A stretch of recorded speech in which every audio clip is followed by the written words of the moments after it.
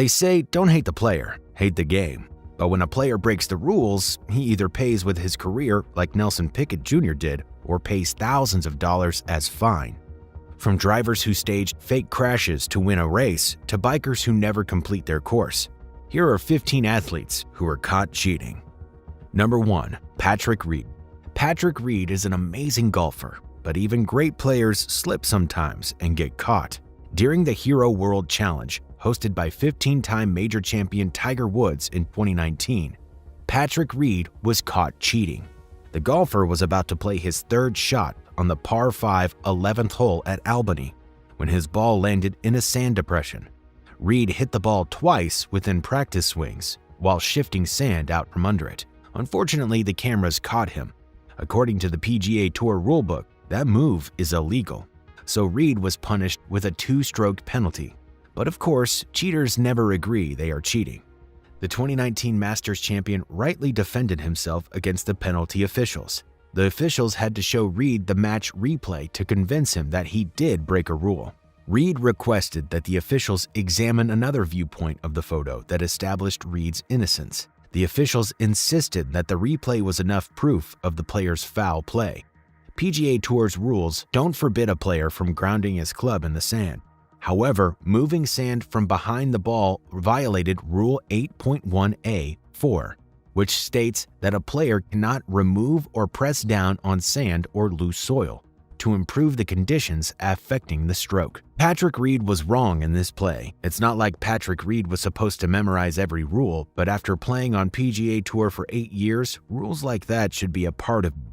But the golfer released statements defending his actions, claiming it was a misunderstanding of the officials. He was still penalized, but finished the tournament in the 3rd position. Number 2. Simon Dyson.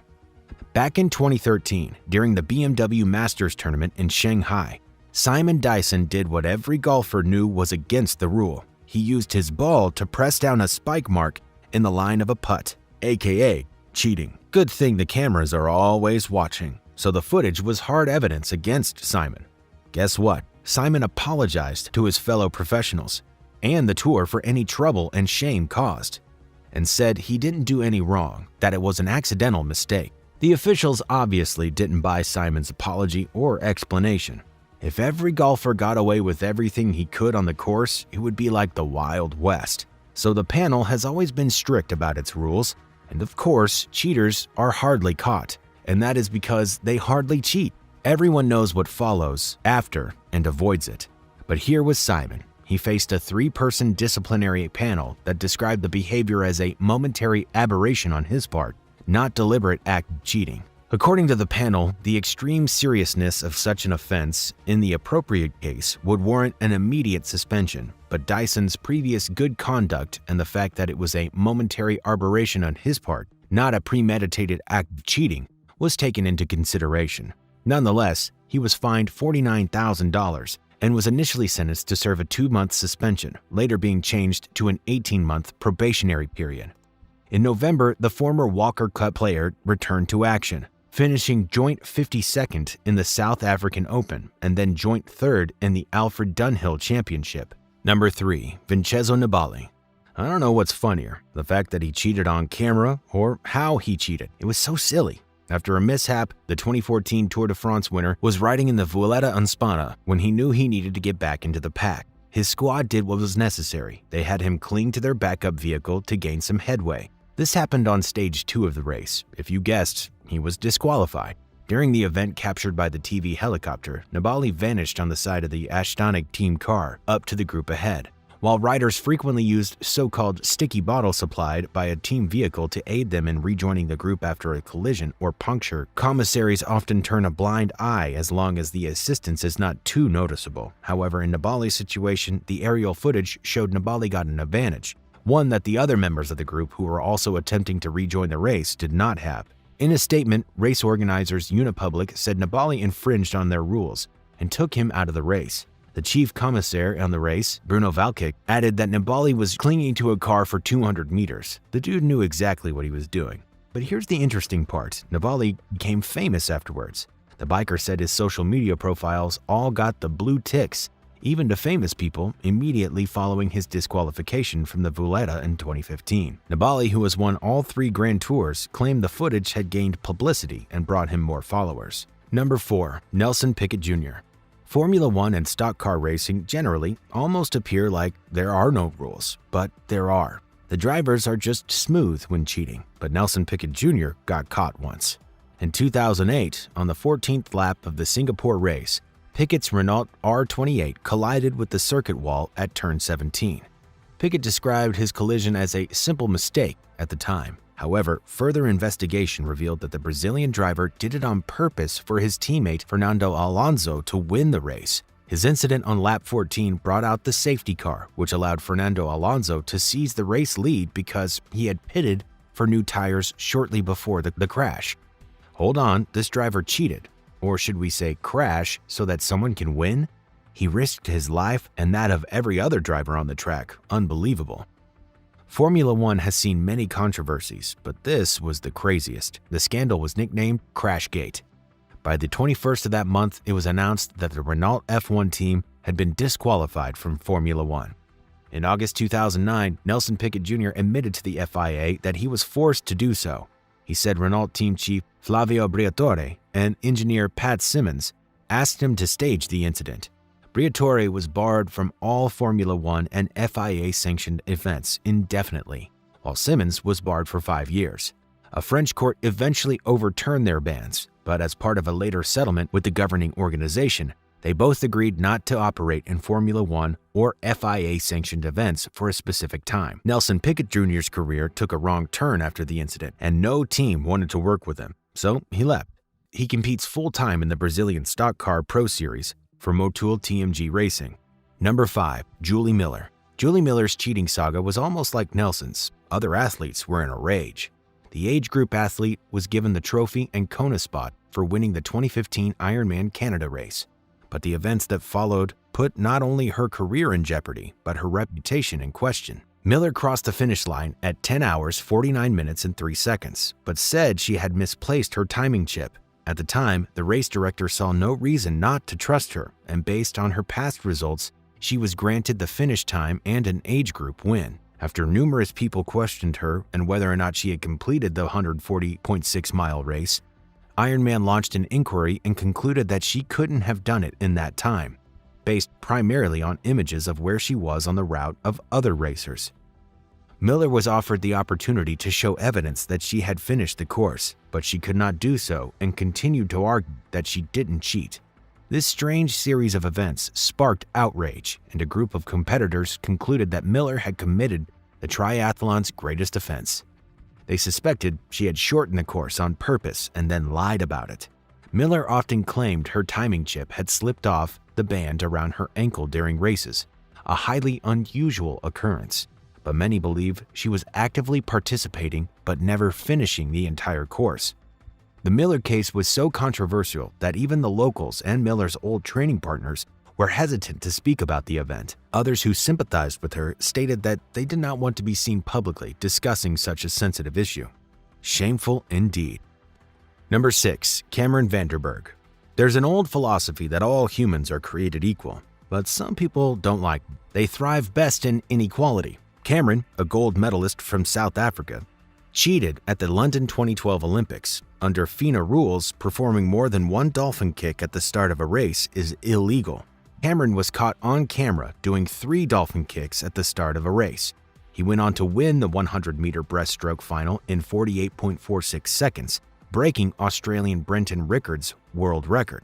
This did not go down with the Australian swimming team, which clinched the silver medal. There was no proof for anyone to protest the result of that competition since FINA does not use underwater or video technology to make its rulings. Cameron admitted that he did cheat. He said he couldn't afford not to because almost everyone does it. According to him, athletes were pushing the rules, and he was no exception. He claimed any swimmer who was not pushing the boundaries a little bit was at a disadvantage. Now, it's one thing to cheat and be remorseful. It's another thing to cheat and still defend your right to. Maybe Cameron is right. Maybe athletes will continue cheating if they know they wouldn't be punished, even if they're caught. After all, the South African could not have become a world record holder if he didn't cheat. Number 7. Michael Pineda. In April of 2014, Pineda was suspended from 10 games by the MLB for pitching with pine tar on his neck. TV cameras clearly showed a brown, shiny substance on his pitching hand that Boston announcers were able to identify as pine tar. That's sticky stuff hitters use to get a better grip on their bats.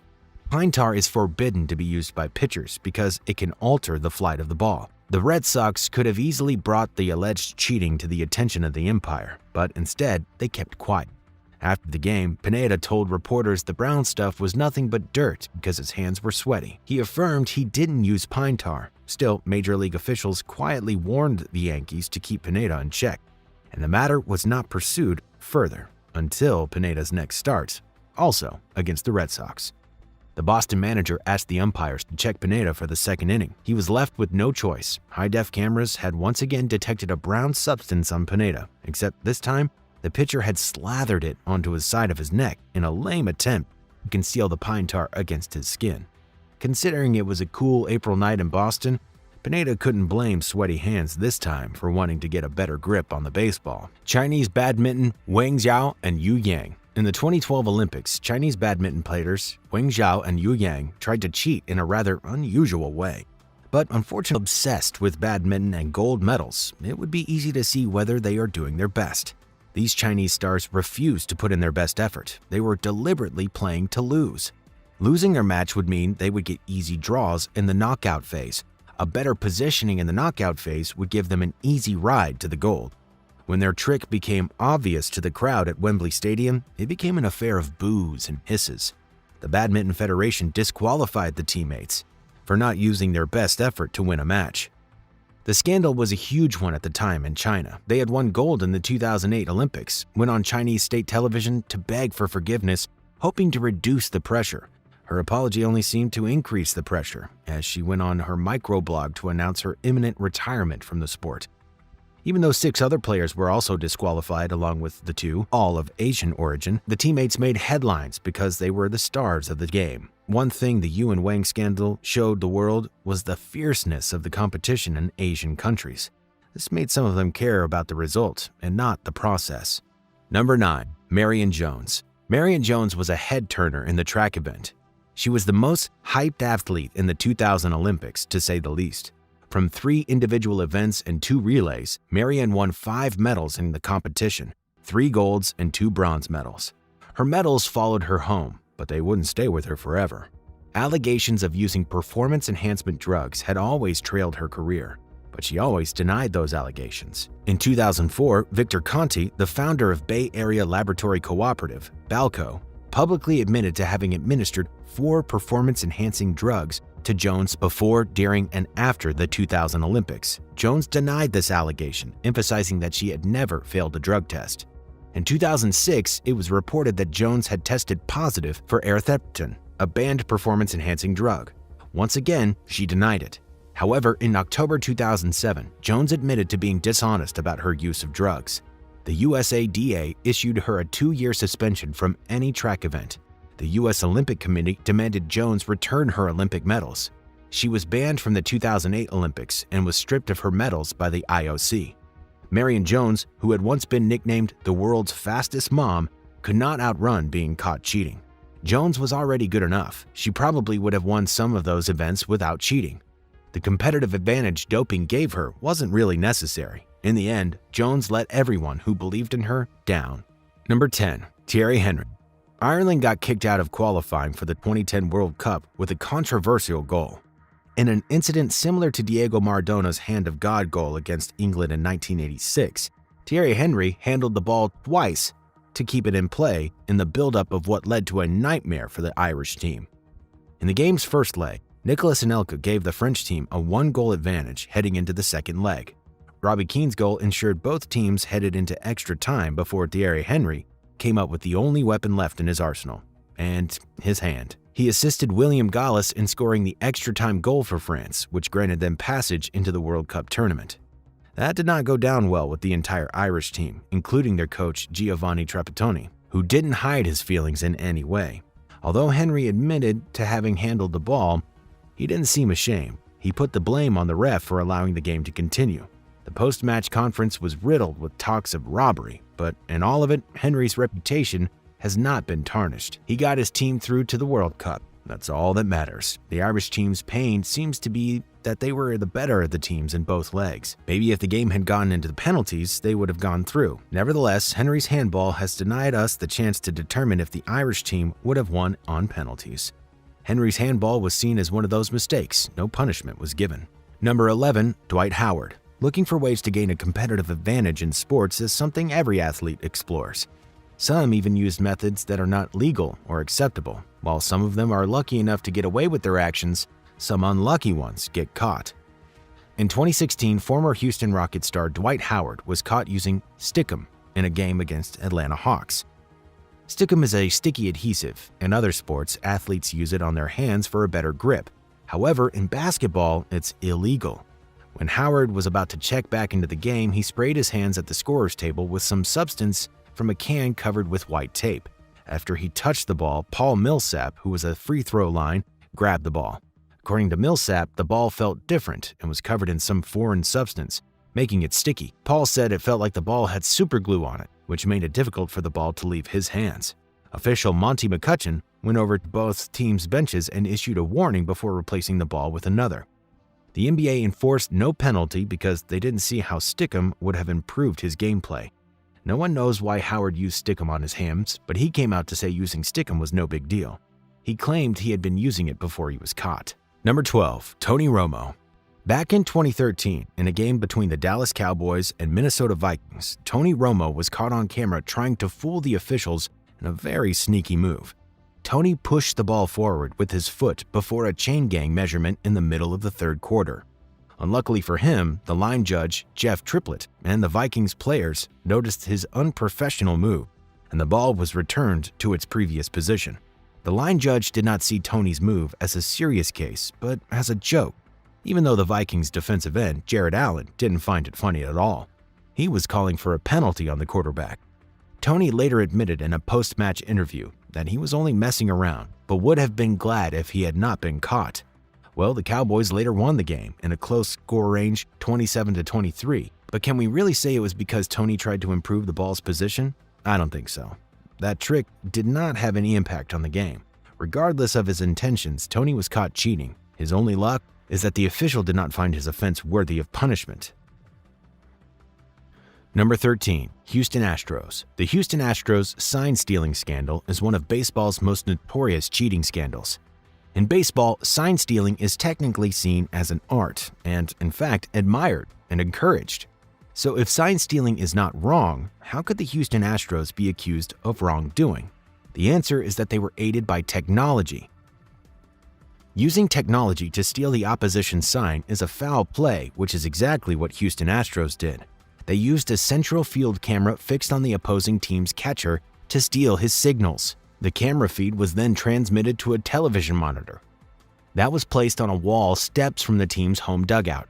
The team's staff and players would sit in front of the monitor, learning to decode the signals on the screen. Once they believed they could decode the signs, they would communicate the pitch by banging on a trash can in the tunnel. This cheating practice helped the Astros claim their first ever World Series title in 2017. The Houston Astros would have gotten away if former player Fears did not blow the whistle in 2019 to The Athletic. The MLB carried out an investigation that spanned from 2016 to 2020, interviewed 68 witnesses, etc. After carrying out the investigation, cheating was proved, but none of the players received any punishment because, technically, no MLB rules were broken. However, the club was fined $5 million. In addition to the fine, manager A.J. Hinch and general manager Jeff Lohow were fired in January 2020. Number 14, Antonio Margarito. This Mexican boxer was involved in a gloves loading scandal. In 2009, in a fight against super welterweight champion Shane Mosley, Margarito was caught trying to destroy Shane with a plaster-like substance on his hand wraps. Once his illegal hand wraps were removed, he was seriously brutalized by Shane and was defeated by a 9th-round TKO. Margarito had his boxing license justifiably revoked by the California State Athletic Federation for at least a year. Fighters who shared the ring with Margarito shared their experiences after the fight. They all complained that something more to his punches left them feeling battered and bruised. One surprising thing that Margarito did not wield the heaviest punches. They had the most deadly effects on opponents, which made everyone believe he had been using those substances on his gloves for a long time. Margarito had said he had no idea Javier Capitello, his terminated trainer, used forbidden substances in his raps. His assertions were not believable, and most of the boxing world called him pathetic for trying hard to destroy a sport that many people already thought was animalistic.